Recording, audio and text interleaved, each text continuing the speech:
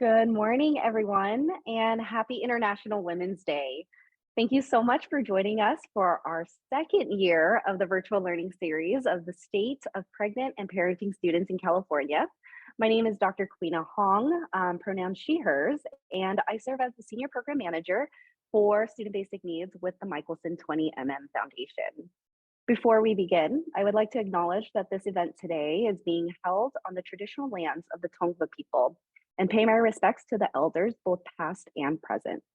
We would like to honor all the ancestral stewards of this land on which we meet today and their descendants living in over 1,000 tribes, nations, bands, pueblos, communities, or native villages today. So as we get started with today's discussion, I would like to first share a bit about the foundation. Founded by Dr. Gary K. Michelson and Alia Michelson, the Michelson 20mm Foundation is dedicated to ensuring that everyone, particularly our most vulnerable populations, has access to the equitable post-secondary educational opportunities that lead to meaningful careers. We proudly operate at the cutting edge of higher education to help forward-thinking innovators, nonprofits, and startups close to the opportunity gap. We hope that you find the conversation today engaging and helpful in your work. We invite you to join the conversation and share your stories on Twitter using the hashtag studentparents, and feel free to tag us. Our Twitter handle is at Michelson20mm.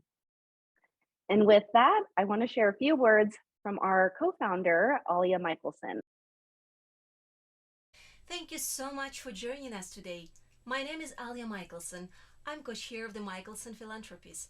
I'm thrilled to welcome you to the second year of our virtual learning series on the state of pregnant and parenting students in California. This is part of our Student Basic Needs initiative. We're grateful for your ongoing participation and honored that you have taken the time to join us for this important conversation. Today, we're celebrating the monumental passing of California AB 2881, which provides priority registration for parenting students. Thank you very much, our legislative champion, Assembly Member Mark Berman, who made it possible, and we will hear from him today.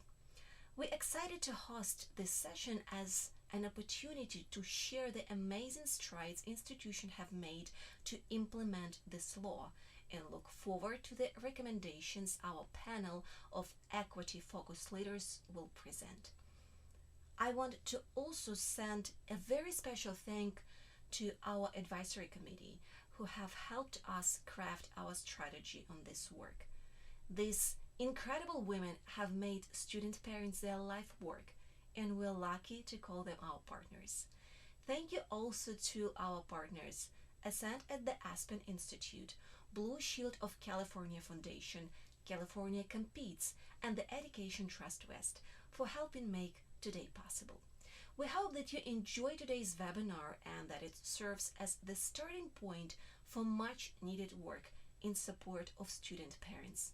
Later in the year, we hope you'll join us as we continue the conversation. Thank you. Thank you, Alia, for sharing your words with us today. So today we're proud to continue our Pregnant and Parenting Student Project under our Student Basic Needs Initiative, focusing on addressing the needs of this population in California.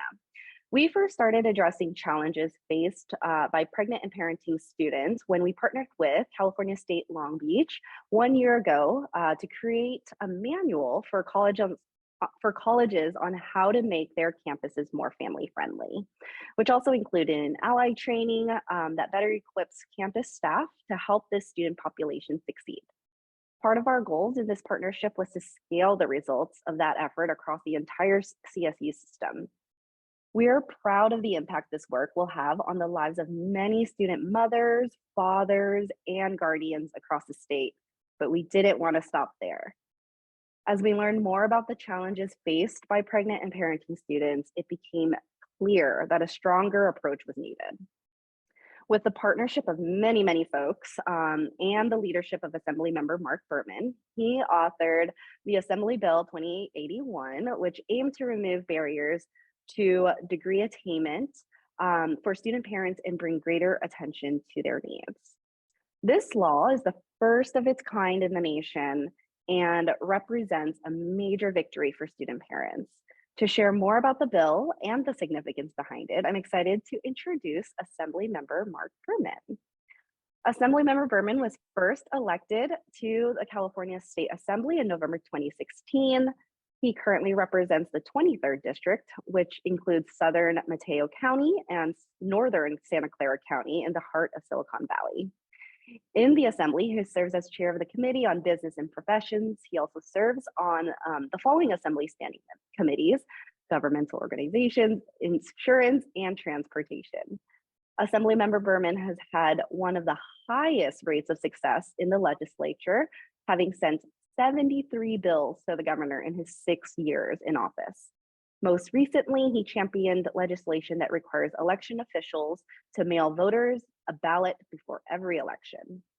Prior to being elected to the Assembly, Mark Berman served on the Palo Alto City Council while working for the Silicon Valley Education Foundation. He earned his bachelor's degree from Georgetown University and his law degree from the University of Southern California. Fight on. Mark lives in Menlo Park with his wife, Amy, and their puppy, Nathan. Welcome, Assemblymember Berman, and thank you so much for being here today. It's my pleasure. Thank you so much, Queena, for that kind introduction. And thank you to the Michelson 20mm Foundation and your partners for putting on this important event. I'm honored to be the keynote speaker and to share more about my legislation, AB 2881, and the significance behind it. It's great to be part of today's webinar focused on uplifting and sharing emerging best practices for AB 2881 implementation in support of pregnant and parenting students. And it's not lost on me on this International Women's Day that all of the expert panelists who are going to be speaking as a part of the program are women. And I'm so grateful to all the work that you're doing to help our students and help our communities. Thank you everyone for attending and showing your commitment to these students. I'm grateful to the organizers and speakers for bringing us all together during this crucial opportunity to improve the lives of some of our most vulnerable students. And if it's all right, I'd just like to start by sharing a little bit about how I got involved. And it all began with my work to address students' basic needs insecurity.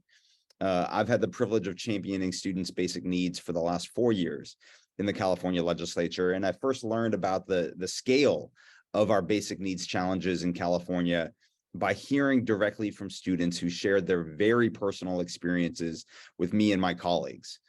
As the chair of the Select Committee on the Master Plan for Higher Education, I held 5 hearings across California, and a constant theme during every hearing was students talking about their struggles to meet basic needs, including homelessness, food insecurity, and lack of access to health and mental health services. I also began to hear more about the student parents who are navigating college and the additional responsibilities that they bear. The journey to and through college is challenging for many students, but it's even more difficult for student parents as they juggle academic demands while also raising children. The disruption of higher learning due to the COVID-19 pandemic has also brought urgent attention to the needs of student parents, whose challenges have been compounded as school and childcare interruptions placed significant new demands on their time and attention.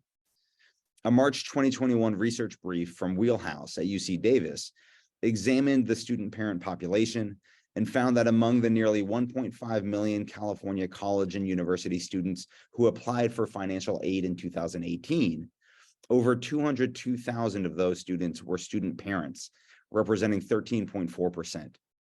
Among students of color, a higher proportion are parenting while in college.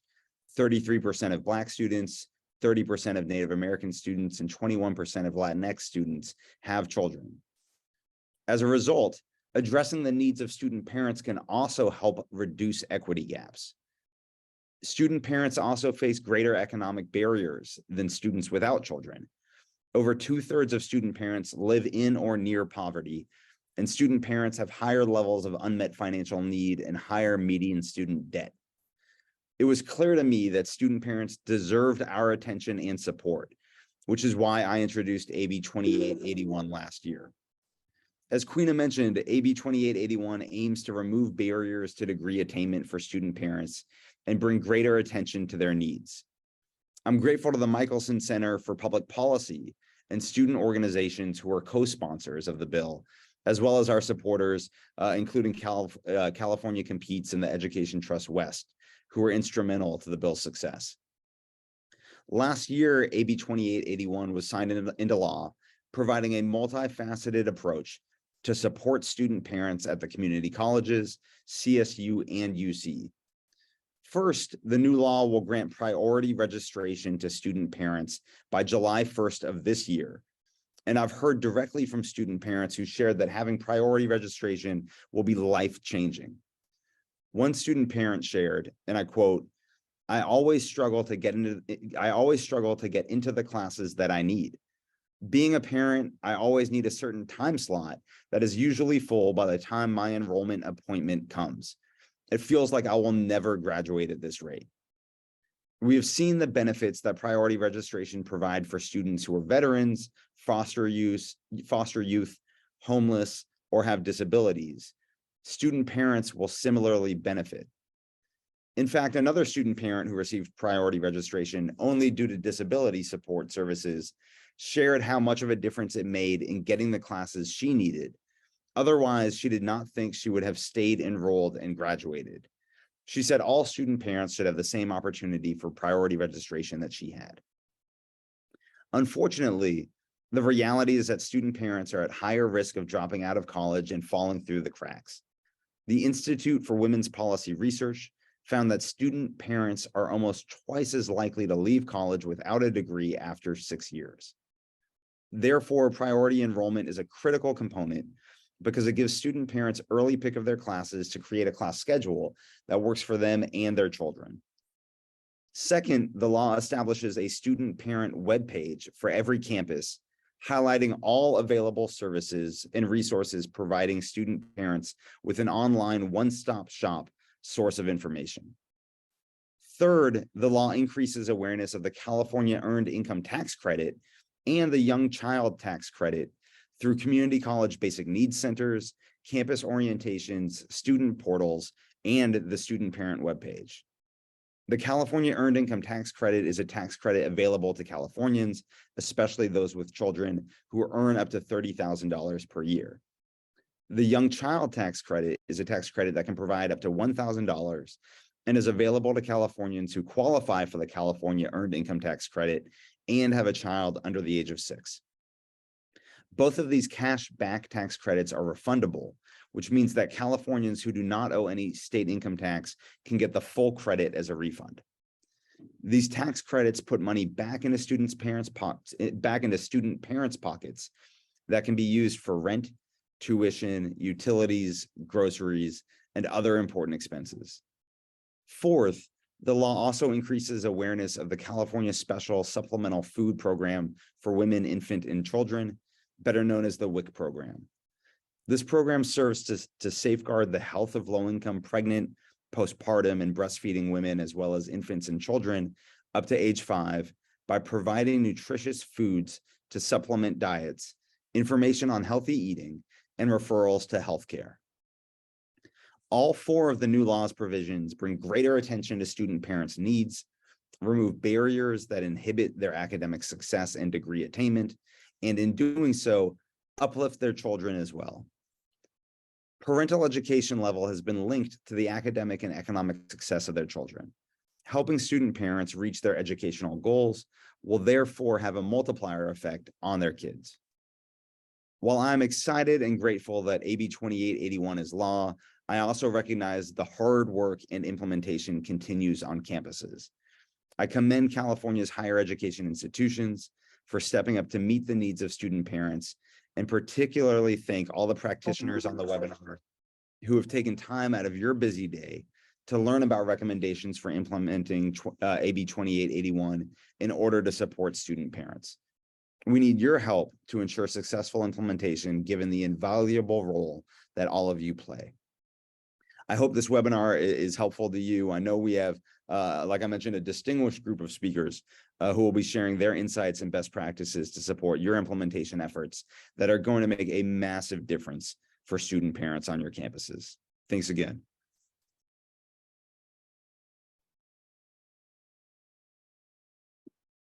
Thank you, Assemblymember Berman, so much for just being here today with us and sharing these great words. And we're so lucky to have you as the legislative champion and continuing this work. Like, it doesn't stop here, like you said. There's so much more to be done. So thank you so much. We really appreciate it. Thank you. Thanks, Quina. Yeah. So as we continue today's conversation, our next presenters will share recommendations on how to best implement priority registrations for parenting students, as well as how this process will help us gather important data on parenting population, which is so needed. In order to best do this work, we convened an advisory committee composed of experts who helped us establish programmatic and policy goals that we hope will improve the odds for this often forgotten group of students. You'll hear from these experts today, and we're so grateful for their wisdom. So I'm going to go ahead and introduce our panelists. Dr. Tina Chuk is assistant professor at Cal Poly State University, San Luis Obispo. She is a mother, scholar, educator, and advocate focused on empowering and imagining futures that sustain and cultivate the learning, growth, and success of minoritized groups in post-secondary education. Her advocacy work considers how policy and resources, or the lack thereof, contribute to the alienation and erasure of student parents in higher education spaces. Pamela Lewis is Senior Director of Multicultural Affairs and Inclusion at California State University, Long Beach.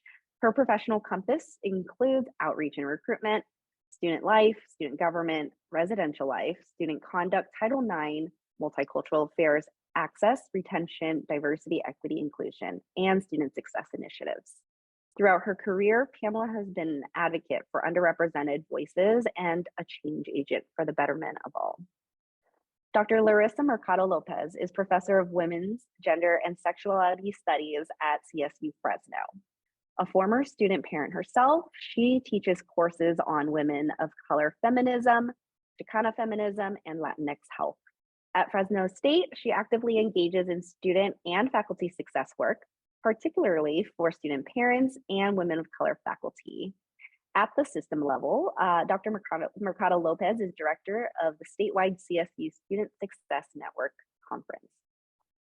Next is Jessica Lee. Jessica is the senior staff attorney at the University of California College of the Law, San Francisco's Center for Work-Life Law, and director of the center's Pregnant Scholar Initiative, the nationwide legal resource center for pregnant and parenting students and postdocs. Ms. Lee's research and advocacy advances gender and racial equity in the workplace and in education, and she is nationally recognized expert on the laws at the intersection of employment, education, and maternal and infant health. And lastly, but not least, Haley Myers-Dillon is the director of Sacramento State's Parent and Families Program and Women's Resource Center. Ms. Myers-Dillon founded the CSU Parent and Family Program Consortium, Sac State's Student Parent Supports Program, and the Student Parent Peer Ambassador Program, the Pregnant Student Services Program, and hosted an annual CSU Student Parent Summit. Haley is also a student parent herself, working toward an EDD in educational leadership with a research focus on student parents. Please join me in welcoming our CSU Student Parent Network. I'm going to go ahead and turn it over to Jessica and Tina as they share more information about the bill that was presented today. Thank you so much. And thank you again to Assemblymember Berman for being here and most importantly, for making this huge change a reality for our parenting students in California. So as the lawyer on the panel, I'm going to give an overview of the law's legal requirements. I think we can kick up those slides. Great. I'm going to give an overview of the legal requirements for AB 2881. Just a heads up, most of what I'm going to talk about today is also addressed in our toolkit. You have the link there on the screen. We also have a few extra tools in that toolkit, including things like flyers to help advertise the new registration option. So check that out and do feel free to get in touch if you have any questions about what we're discussing today. Next. Great. So AB 2881 has two main aspects that folks on campus are going to need to implement. Resource navigation, the student parent webpage highlighting all of those incredible supports, and then priority registration. So I'm going to kick us off by spending just a moment or two giving an overview of the webpage requirement. It's not just have a web page, there are very specific requirements in the law so that it's truly useful to keeping student parents on their educational path. First, when does the page have to be posted? I hope you all got the memo on this. The law did require the student parent resource navigation webpage to go live as of February. And it must be updated by the first day of each fall or spring semester or quarter. So this is not just one and done, but something that we want to keep an eye on regularly. As students are registering, hopefully that page is being refreshed as well. And that page shouldn't be buried. The law clearly articulates the requirement that the page be visible and accessible from a drop-down menu on the homepage of the campus's main website. So hopefully not buried where folks are going to spend a lot of time looking for it, but something that's readily accessible. That link to the webpage must be provided to students as a part of campus orientations. The link also should be provided to faculty, and they should be encouraged to include this in their syllabi. And then that website information has to also be available on the internet student account associated with their attendance. So if there's an online app that folks are using to register, they have their student information portal. A duplicate of that should also be provided on that portal as well. Next. Right. So the big question, and I'm so grateful Assemblymember Berman kicked us off by talking about this, is what should be on the page? Well, there's a lot. First, we need to see information about priority registration, which we'll talk about in just a moment.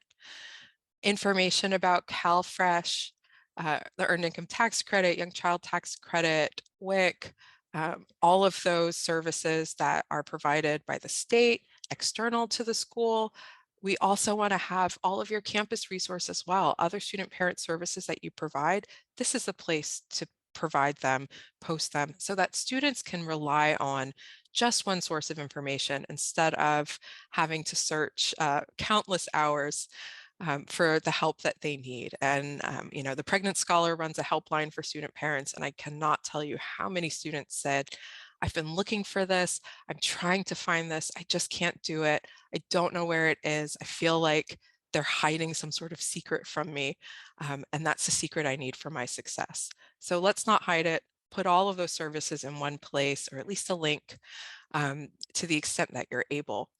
But for each of these resources and services that are required to be listed by law, you do have to have some details about them. So a description of what it is, the location of where that service is provided, a point of contact, go figure, and any eligibility restrictions, because it's just the worst thing to think that you have help, go through all the work of applying for it and realize there's a very clear barrier to you not being able to receive that help that somebody could have told you about and saved you all that trouble, right? So there are these specific requirements for the webpage. I hope you'll use this as a checklist as you go through creating your web page. Check off each of these boxes, make sure that it has the contact and description. Next. All right, that final big question that we have been getting countless times from folks on campuses is, who's responsible for this? Well, the law doesn't express who's responsible for maintaining the web page. So I'm sure later today we'll talk about the best practices of who should be in the room, whether in person or virtual, figuring this out for your campus. But we definitely recommend having advisors from several different student parent serving offices, as well as student parents themselves, to make sure that this website is robust and is meeting the needs of your students and checking off all these boxes. Next. All right, so the big change here for a lot of folks is priority registration. And I was recently speaking with a student, Sandra Perez, a senior at Cal Poly Pomona, who she's also a mother of two and student parent advocate. And she shared with me what this would have meant in her life had she had that student parent priority registration. So I want to just take a second and let her share with you in her own words some of the struggles that she had and how AB 2881 could have addressed them.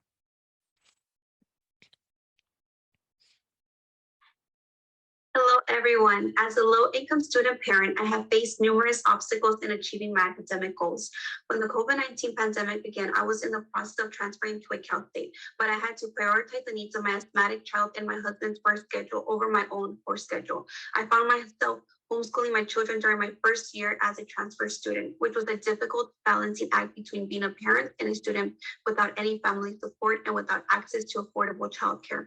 However, if Assembly Bill 2881 had been implemented during my time at Cal Poly Pomona, I would have had the opportunity to pursue a double major. The limited courses clashed with my family's demanding schedule and prevented me from achieving even a minor within the 4 semesters I was at Cal Poly.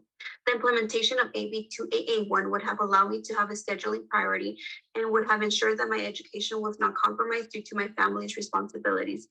I would not have had to choose between my child's needs and my academic pursuits. I would have had access to courses that fit my schedule and would have had a fair chance to pursue a double major or minor. During my last year at CPP, I had to plead and beg with the after-school program director to move my children up the wait list so that I can continue pursuing my education. Had I not pleaded, I would have dropped out. The current system did not set me up for success. However, despite these challenges, I am graduating in May. Thank you for listening to my story, and I hope that my experience shows why Assembly Bill 2881 is essential for students like me who face obstacles in achieving their academic goals. So grateful that she took the time to share a little bit about her experience. So because of the challenges of scheduling both her own classes and meeting the needs of her children, Ms. Perez was forced to drop her double major and was shockingly close to having to drop out entirely or delay her graduation entirely. She was about 2 days away from thinking she just wasn't going to make it. Thankfully, due to some community support, she was able to get the schedule that she needed, and she's on track to graduate. But priority registration would have prevented that turmoil, stress, and lost opportunity.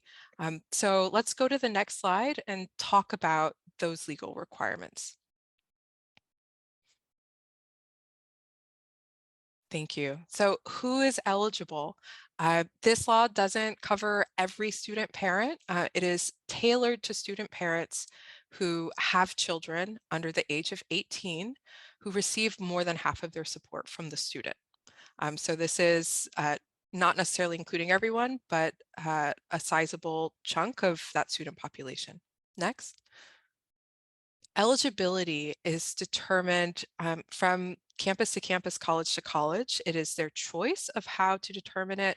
Students can self-certify under the law, and or the campus can use other data sources. So you could use the FAFSA, fee waiver applications, other sources. We always recommend stacking some of those sources because no one source of information is complete. But you have a lot of options available to you for figuring out who these students are and making sure that they have the priority registration they're entitled to. Next. All right, priority registration has to begin by July 1st, so getting ready for this fall semester. Next. And the final question that we hear very often is how does this registration work? Again, that's determined from college to college. And we like to note that under the law, pregnant and parenting students now have that same right to priority registration as foster youth, military, veterans, and California Promise Program participants. So there's not a hierarchy here. Student parents are now a part of that pool of students who are entitled to priority registration under law.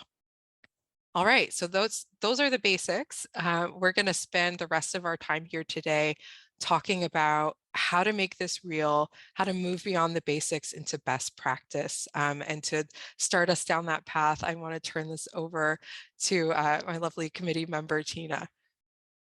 Great. If you can scroll to the next slide, I'm just going to share what's happening here at Cal Poly in San Luis Obispo. It is an example, not meant to be an exemplar. I think for many of the campuses, it is a work in progress. So I see a lot of questions in the chat, in the Q&A, in terms of monitoring and compliance.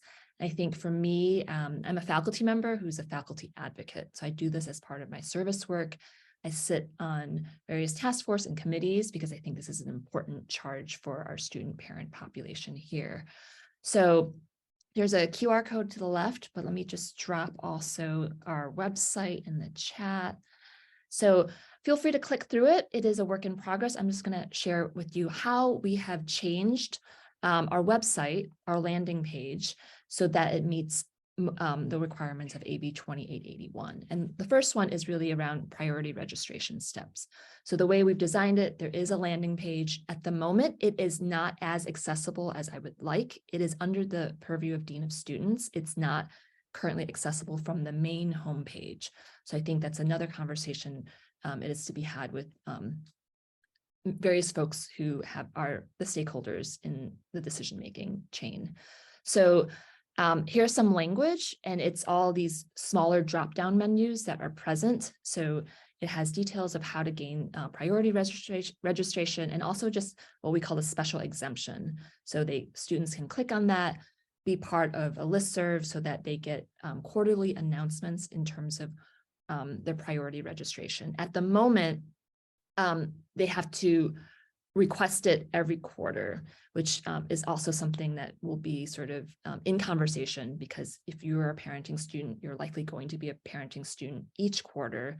So what can we do to reduce the barriers? So here's sort of some language around that. If you could scroll to the next slide. Here, again, the next bar is around basic needs, really connecting to the resources that are available. So again, clarifying the description, location, point of contact, and eligibility. Here you can see basic needs. And I also sit on the basic needs task force to make sure those conversations are happening between the Students with Dependents Initiative team and also the basic needs team. There's housing resources and so forth. So if we can scroll to the next slide. So here, additional key updates, just reading the law, the inclusion of resources from CalFresh, the Cal East ITC, the Young Child Tax Credit, and also WIC. So really having specified information, and you could see it. I apologize for the small print, but if you go to the webpage link, I've tried to highlight where it's located. And we're spelling that out. So some of this information was not present just a couple weeks ago. So it's been a work in progress updating and working with our team here to update the language in the website so it's more accessible. Again, this is a sample from Cal Poly SLO. It's not meant to be an exemplar, but it is, I think in the upcoming weeks and months, we'll make it easier, more accessible, so that we'll work with students with dependents to make sure it's navigatable for them and it makes sense and that all the information is updated. So I think that is it. And I'm going to pass it over back to Queena. Great, thank you so much. So at this time, I'm gonna invite all of our panelists to return back on screen, and we're gonna go ahead and start our Q&A portion. I do know that there are quite a bit of questions in our Q&A chat box as well. I do highly recommend folks to write it into the chat so that other folks or other practitioners and attendees are welcome to communally answer questions. But I want to just go ahead and kick us off. And if you can, in your own words or your perspectives and experiences with students, please just share why AB 2881 is so important for pregnant and parenting students. And anyone can begin. I guess I'll start. First of all, I just want to thank Jessica and Tina. Thank you so much for your information and all of your work. And thank you to everybody for being here and for the activity in the chat. We hope to see more dialogue in the chat as we continue with our Q&A. So first of all, I think it's important to first remind us that higher ed has historically not assumed students to be parenting students. We see how that assumption has informed so many aspects of higher ed, from course policies or classroom policies to financial aid to class scheduling.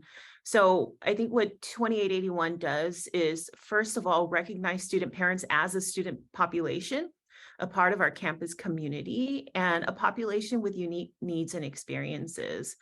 But importantly, it mandates some of what I would think to be some of the most impactful resources and opportunities to support student parents in their education, and namely the opportunity to have priority registration and to create a class schedule that allows for student parents to be there for their children and to work and to finish their degrees.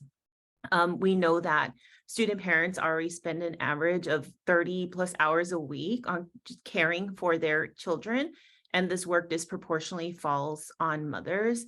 So this bill not only serves a critically time-impoverished population, but it also addresses gender inequities.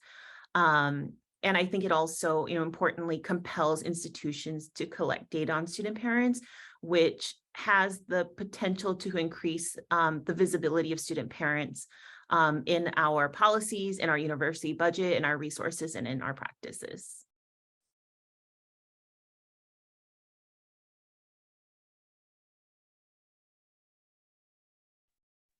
I'm not sure I could say it better than that. Just tremendously helpful. Just no student should have to choose between taking care of their family and getting their degree, and therefore the future that they want. I just want to highlight just very briefly the fact that delaying graduation has an immense impact on these students and on their families. They are often breadwinners. Many are working and going to school. Some are living on loans as they get that education in an attempt to have a stronger financial future. And every semester that you delay, those bills rack up. Those lost earnings rack up. And we already know, speaking of this gender perspective, that women in particular are hit with the pay gap, or hit with the unfortunate cost sometimes of dropping out to provide care. And that has impacts from the very second it happens all the way up through retirement. So we're seeing generations of family members who are impacted by these lost earnings, impacted by the student debt, which we know student parents have much more of than other students. So the costs of delay are high, and nobody should be forced to make that choice to begin with. And I can't say it better than Dr. Mercado Lopez or Jessica, but I resonated with Miss Sandra Perez's story. I believe if I had this when I was a first-year student and became a student parent in my first semester, I would have avoided probation, disqualification, and 20 years to achieve my bachelor's. So this is just more where student parents are seen, they're heard, and we're here now as a state to make sure they're thriving and they're successful.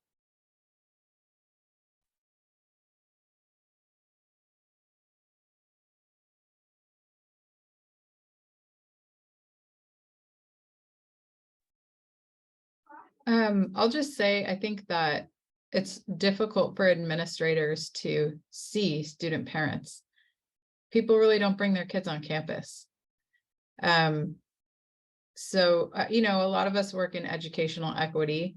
I think we have our hearts in the right place, but student parents have been an invisible and marginalized population because people don't know the data around them, and people don't know that they're an underserved and already 2, 3, 4, 5 times marginalized population. So this law, AB 2881, gives campuses an opportunity to communicate in a more consistent and broader way with student parents about the resources that are available for them. That's great. And then it also kind of persuades our campuses to see this population that has been invisible and multiple times marginalized. Excited to see how it plays out for everybody. My panelists are amazing, so I agree with everything they've said. So. That's great. Thank you. Dr. Mercado Lopez and Haley, you mentioned data, right? And so now that student parents are going to be out of the shadows a little bit more and more readily identified on campus, what can you do with the data to better serve parenting students? Yeah, we'll just go from there. Like what can this data do to help our students on campus?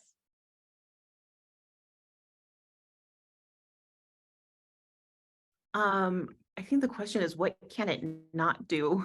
There's so much potential for it. This is information that we have been waiting for a really long time. I think some of the more obvious things that come to mind are basic needs programming, but I know that's something that we've talked about in various student parent spaces is identifying student parents as an equity group. In the CSU system, we have an initiative, GI 2025, that encourages campuses to set goals for degree completion related to certain equity groups and around like race, gender, first generation status, things like that. But we have not historically tracked student parents, and because student parents are at the intersections of all of those inequity groups, I think that could be a really powerful move. And so if we had that data, we'd be able to, work with our institutional research office to create some dashboards that everybody could have access to and that everybody could use to inform their programming, to inform, how they're thinking about student needs. So it really has the potential to weave student parents back into the narrative about who our students are. And I think that we can use it to think more broadly and inclusively about how we tell the stories about our student population. I know this is something that Tina has talked about at length, is ensuring student parents are reflected, in our literature, on our websites, but also in our mission statements and in our institutional goals, our strategic plans, and our budgets. So there's so much opportunity to do this work with the data that we have, or that we will have.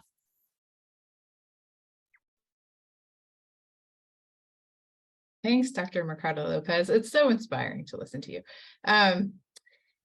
You've helped me so much over the years. So what can the data do? Well, I'll just tell you what it's done at Sac State. So I believe that student parents not being able to graduate is an educational equity issue. And when I say not being able to graduate, there's a timeline associated there, right? So educational equity supposedly has 3 components: access to, participation in, and results from a publicly funded education. So access to, participation in, okay, we're doing okay on that. Results from, we're not doing okay on that. The average timeline for bachelor degree completion for student parents in the United States is between 9 to 15 years. If you were to ask any individual campus what their student parents' degree completion timelines are, no one could tell you. I should be able to tell you at Sac State in about a couple months when I finish my dissertation. What the data has done here, so I now know that there are 9,430 students at Sac State, which is, we have about 31,000 students, so that's about 1 in 3 Hornets. That exceeds national metrics, which is 20%, 1 in 5. So at Sac State, what that's done is it's gotten us the C Campus grant twice. And the C Campus grant is administered through Student Affairs, through me, through the Parents and Families program. And it pays a childcare subsidy. And that childcare subsidy allows students to enroll usually in full-time units at school instead of part-time units. Most of our student parents work. There's some data. And we know that students who are enrolled full-time will graduate faster than students who are enrolled part-time. So the purpose of the data is really serving the educational equity agenda, and it's really serving ultimately to reduce intergenerational poverty in our communities. And that's an example of how data can help our student parents. I think just to re-echo my colleagues, there are systems in place. I think this bill allows this first step of many to come in terms of how each campus is thinking about data around student parents. How are we counting them? How do we do it accurately, efficiently, accurately over time, and then build that as part of our infrastructure, just as we count other demographic measures, that once we make the population visible, then campuses have to invest resources and look at equity outcomes around access, retention, and graduation rates. So there's sort of existing dashboards that are in place that I think there are ways that we can include this population. And I think once that is stable and it's part of just our conversations about who's in our higher ed spaces, then I think the policies and the programming and the supports also come with it. So I think it's even though it's one law, it's actually this catalyst for additional work that's going to take place in the future. At least I'm very hopeful as an optimist, cautiously optimistic. Thank you, everyone. That actually leads us into our next question in terms of, is there an individual on your own campuses that is either responsible for this, for all things parenting students and supporting parenting students? What are some of their responsibilities, and how has AB 2881 impacted their work? And then on the other hand, it's kind of a question that we received in our Q&A from an attendee is, what about institutions that don't have somebody, right? On the flip side of that, like what happens there, and how does that impact the work? Like, does somebody just get designated to do it? What have you all seen?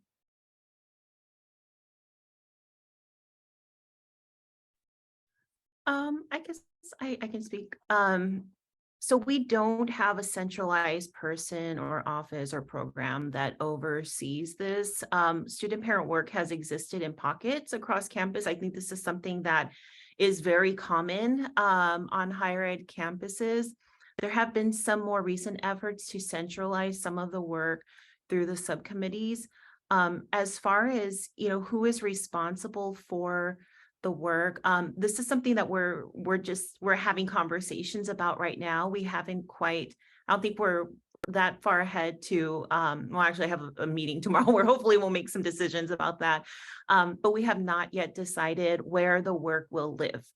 And I think that that's critical, to have a space where the work will live and have a person who can oversee the data collection, who can oversee the communication, who can oversee the programming, and can serve as that point of contact. And I think this is something that Jessica brought up and Assemblymember Mark Berman brought up, is the importance of having that person, that visible person that the student can come to for information, because it's baffling to me that, students can go their entire academic journey without knowing there's a childcare center on campus, or without knowing that there are diapers in the student cupboard. So having that centralized program or staff member, like, conversations need to be happening around that right now, and universities, institutions need to invest in that staff support to provide that, because that's going to ensure that student parents have that greater chance of accessing the resources that are there for them. And it's the same at Long Beach. We have pockets as well with the AB 2881 conversation. And also, just prior to that, there was initiative on our campus that there was a collaborative. So we've continued that collaborative, but we've expanded to include, my colleagues across the campus that have, in any way of their work, are working with a student parent. But that it also includes enrollment services, registrar, our financial aid office, where we're having those critical conversations to see, same as Fresno, is where this will go, including our College of Family and Consumer Sciences as well. So definitely important work that we do need a point person. And right now, being over the Women's and Gender Equity Center, I am the point person working with the collaborative, but it definitely will need more so we can grow here on campus. I think that's a really great, I was going to say, thank you for that point, because if this only lives with registration, for example, my fear is that the word is not going to get out to the students who need it most. But on the same hand, if we're talking about the Gender Center, you don't have control over registration, right? This is truly a team effort, but certainly the best practice is having one point person. But I really appreciate, there was a mention earlier about the need to invest in this. And I can't say strongly enough just how important that is. All too often, we see that folks who are providing the services that student parents need, they're actually working like 3 jobs in one. Some folks are wearing hats that are not actually in their job description. They are doing I see a lot of nodding heads because I might be talking about some of these people here.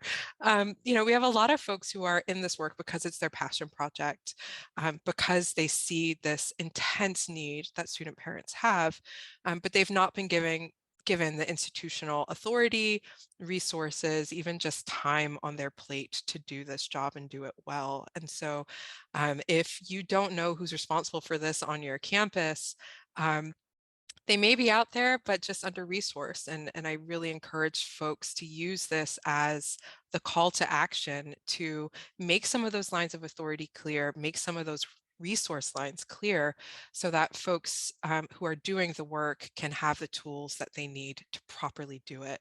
And I saw that comment saying it's incredibly challenging at community colleges.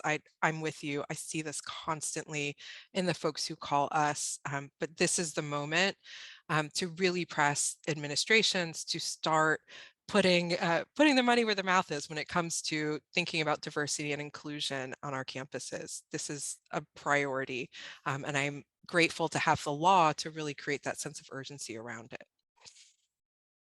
Yeah, I think I echo Jessica's comments. Right now at Cal Poly SLO, it is a graduate student assistant who holds the student with dependence initiative under the Dean of Students. And so she graduates. When she graduates, she leaves with institutional knowledge.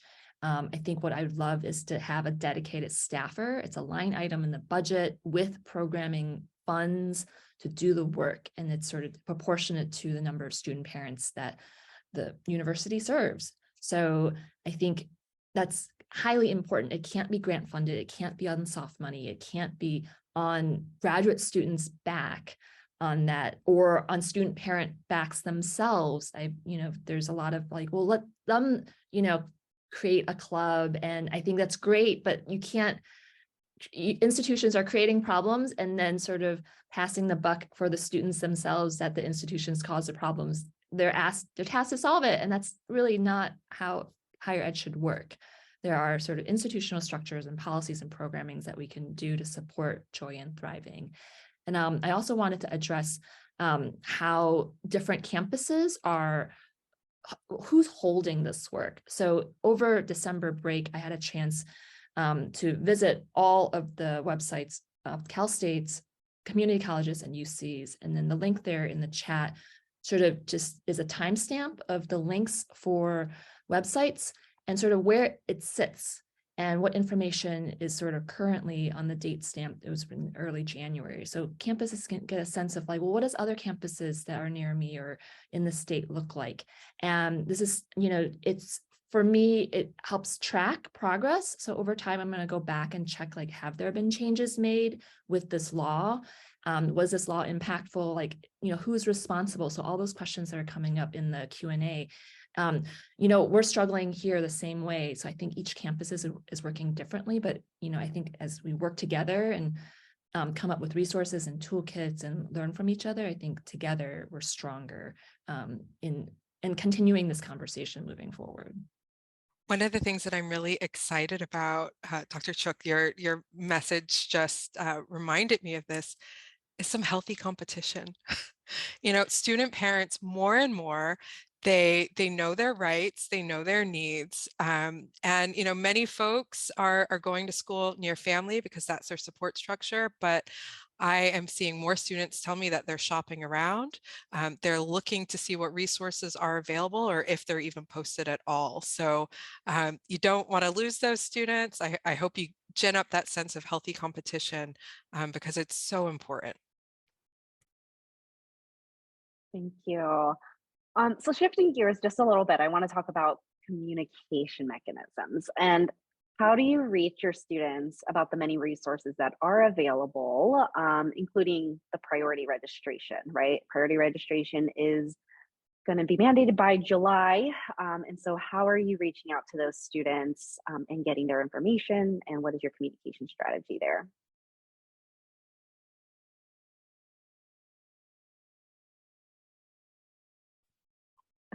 And it's just funny because the silence is indicative of the many conversations of like, well, I don't know that we've had. So this is What I can continuing. say Yeah. at Long Beach is that I'm just searching for the information right now. I do have a data point, which I'm sure we all do, with those that have identified as having dependents.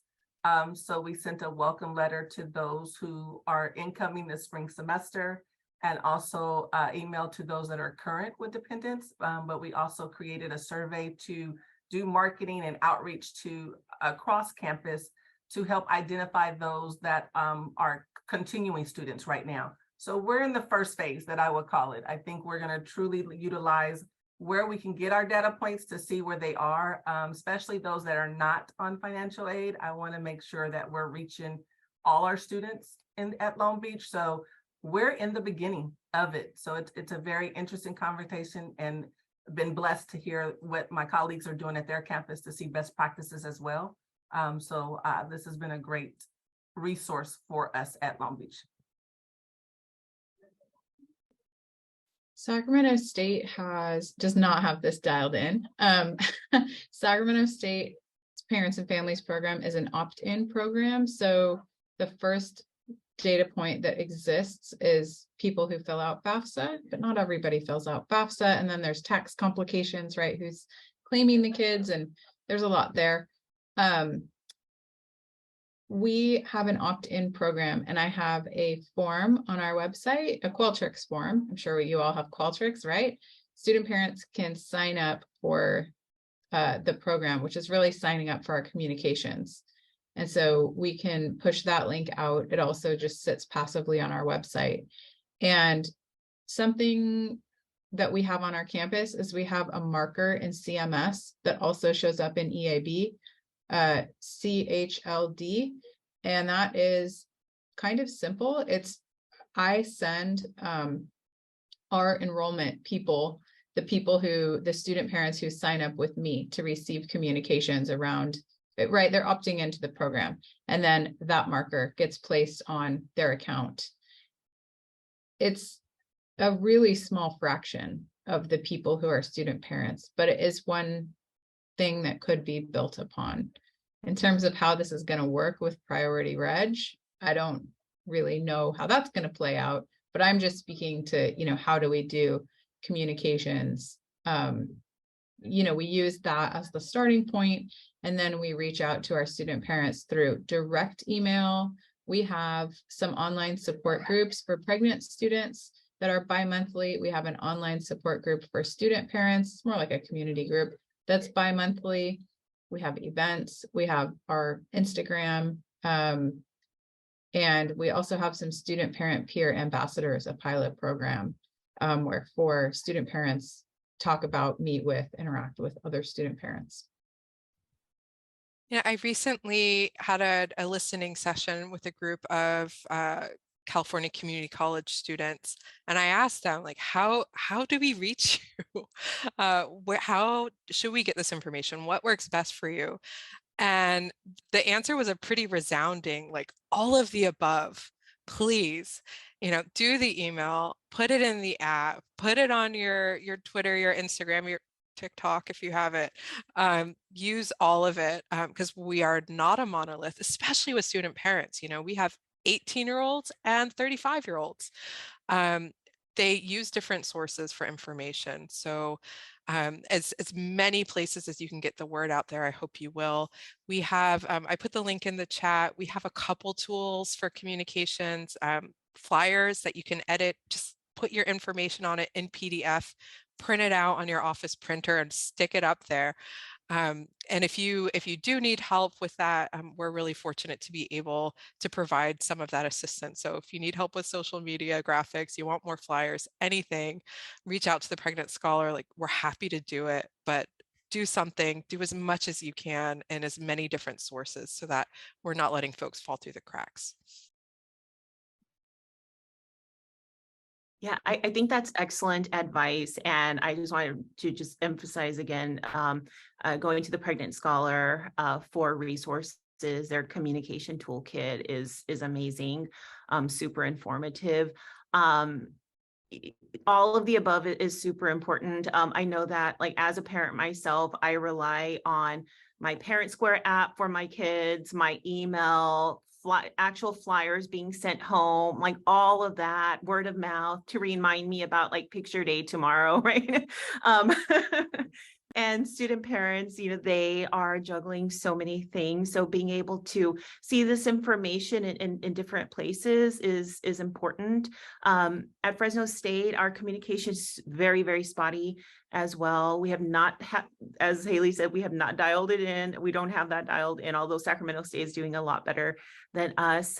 You know, we do have a data collection tool, but it's voluntary. So it doesn't capture all students. We could generate an email listserv from that tool. But to go back to Jessica's point about, you know, the folks doing this work that are wearing many hats, you know, I'm a professor. I'm also a department chair. I don't have the time, the bandwidth to oversee this.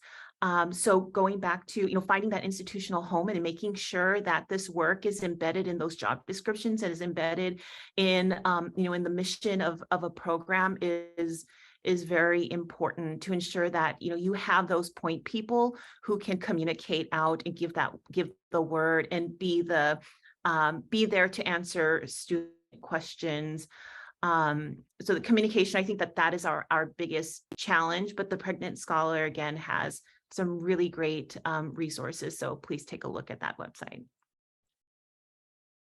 Great, thank you everyone. So I'm looking at the time and I want to give a chance to answer some of the questions in our Q&A. So anyone can take these questions as I read them aloud, but does the website have to be in various languages and accessible to visually impaired students?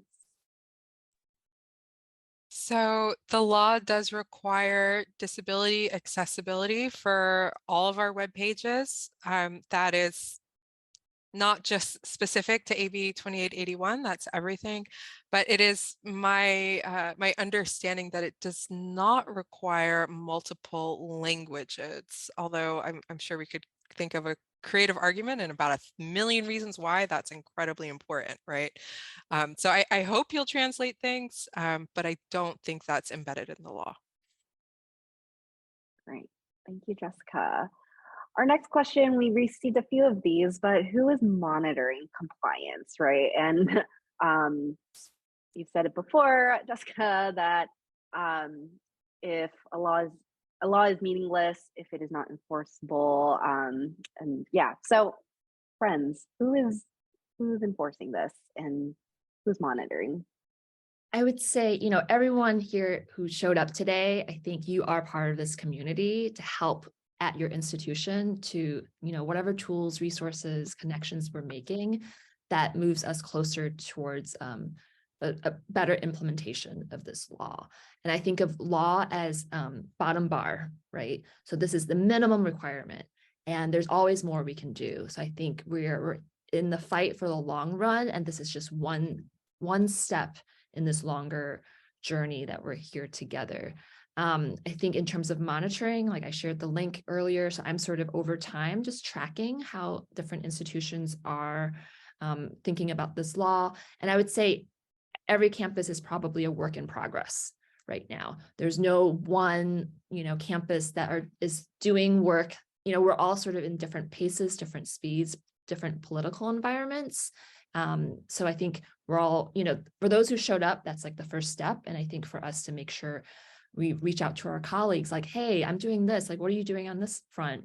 And just sharing resources. So we're not out there to get, campuses, but we're here to really be supportive and help and learn so that we can all support student parents in our communities. So I know that's very wishful thinking, but I always think of law as sort of like minimum requirement, and we can always do more and beyond and above.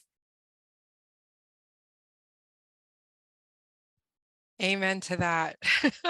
I'm a lawyer who I don't sue, I advise, right? So I think it's incredibly important to think of this with that positive mindset of like we are constantly striving and hope to get to a place that is hopefully very far beyond the law. Each of the different university systems within the state have their own complaint procedures. I got to tell you, I don't want to put more of that on student parents' plates to have these fights. I'm very hopeful that administrators and faculty and allies are going to help push the campuses to do the right thing and really set us up for success. But I will say that is one reason why it's incredibly important to be transparent and clear about who's responsible for this. So if there is an error or if there is an oversight, there is a person who is able to take action and resolve this before things cause a problem to too many people. Great, thank you. And the next question is around the community college system. And I'm just curious, I think folks are curious if any of you have had any insights about implementation of AB 2881 at the California community college level.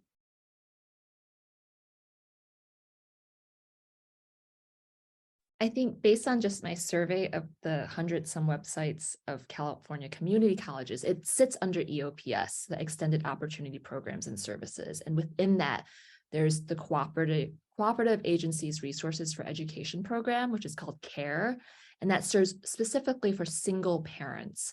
So there is a dedicated program. I'm not as well versed because I'm not in the community college space, but I think for pretty much all of the campuses, I noted that was when I Googled student parents, students with dependents, that's what showed up on each of the website. And there were specific, it was generally under the EOPS program. And I hear the need here and I appreciate the feedback. And I think that is an area where we'll definitely try to fill some gaps in the future. So thank you for that. Just to add on to Tina, also their CalWorks program in the community college. So those 3 different departments and programs serve primarily the parenting students. Great, thank you. And then our last question so far is, our university is trying to expand from student parent to students with dependents. Does this law recognize students with dependents? Is the language crucial to make sure we implement this law? Yeah, the definitions are so tricky. Some folks prefer, to talk about the fact that they are parenting, even if they're not that child's parents. And then we have lots of folks who are caring for people who aren't children, who are adults, whether that adult is their child or their parent. So, I often like the term student caregiver. I like caregiving or family responsibilities. I think dependence can sometimes be challenging because folks think about it in the sense of like your taxes rather than your time and your care. And so I always encourage folks to be mindful about that. But this law specifically covers folks who have children under the age of 18 who are their dependents from that perspective. They're providing at least half of their support for that child. So it is a narrow subset of this broader population that needs support. But again, I'm thinking of the law as a floor, and I hope that campuses are thinking about this holistically of how we can support all of the folks who are in this really high need category. Great, thank you. And last question for the panel. What does this mean for the future of higher education and, the systems more broadly as we close out? I'll go. Larissa, do you want to? Go ahead. I think for me, it's about second and multi-generational outcomes. I think if we invest in student parents, our outcomes are going to be multifold. Parents who graduate from our system, California public educational system, their children will ultimately benefit. We know that higher educational outcomes, higher health outcomes, higher all the things that we know to be true. So if we invest in this population now, so they graduate workforce ready with the degrees, we know their children will thrive, right? The probability is just higher. So I think it's very smart for our state to do this. I really appreciate the politicians who are sort of putting their foot towards these long-term outcomes versus these very short-term outcomes that are very typical in both research and policy spaces. So really thinking about how do we invest now so that it's multi-generational. So it's for my children and their children and so forth.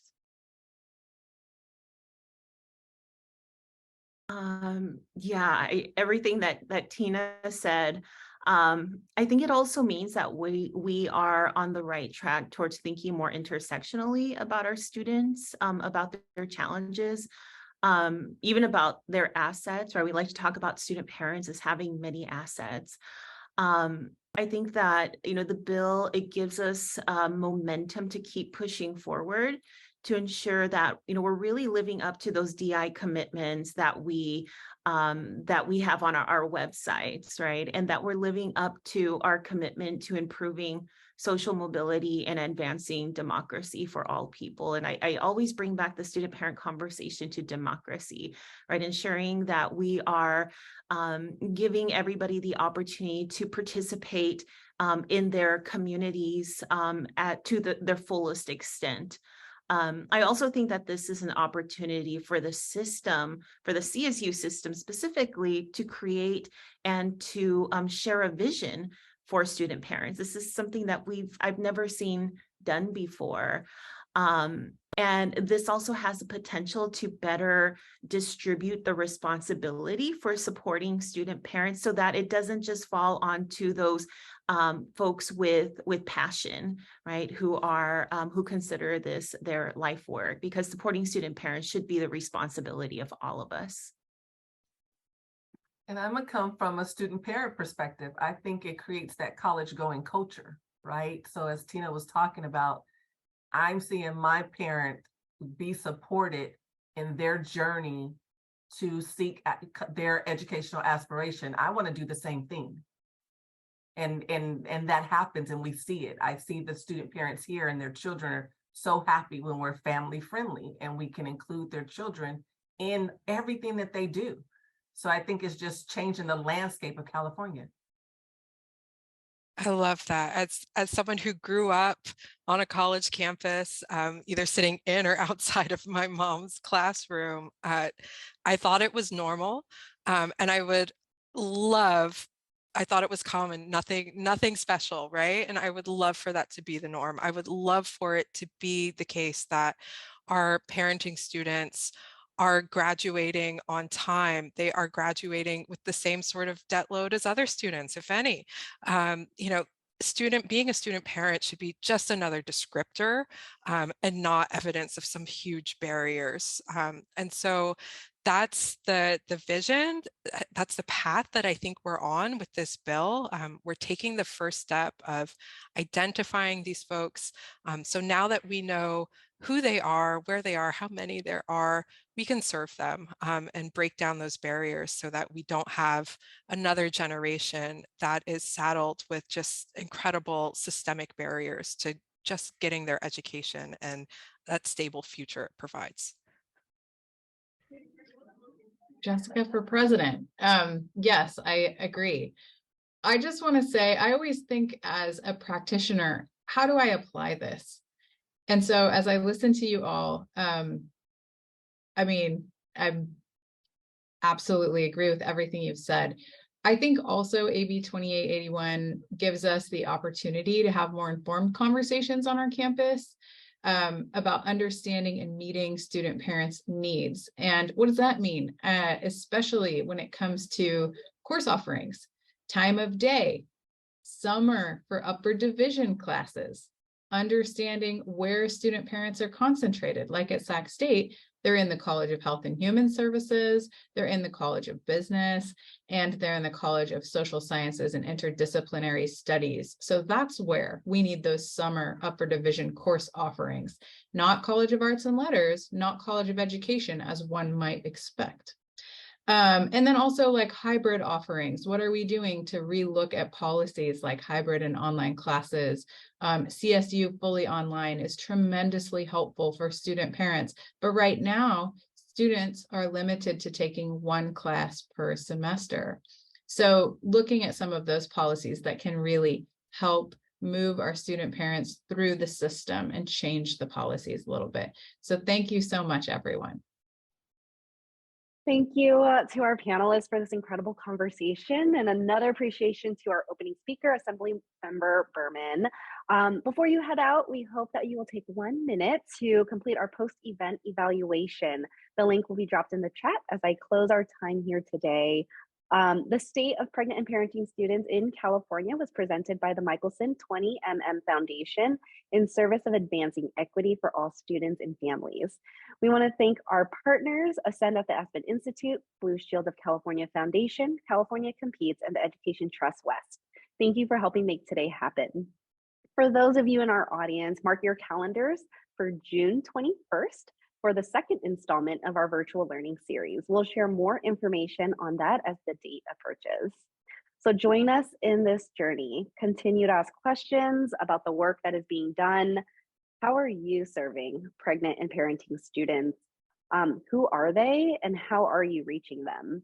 How are their voices being heard and incorporated into your equity work? We'll post the recording of today's discussion on our YouTube channel, the Michelson 20mm Foundation, by tomorrow. To learn more about our work with pregnant and parenting students, you can visit our website using the link that is dropped in the chat. Additionally, if you or your organization wants to become part of our work focusing on supporting pregnant and parenting students, please reach out to me personally at queena@20mm.org. You can also stay engaged by signing up with our newsletter at 20mm.org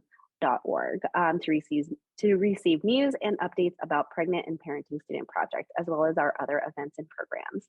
Thank you again for joining us today and have a great rest of your day.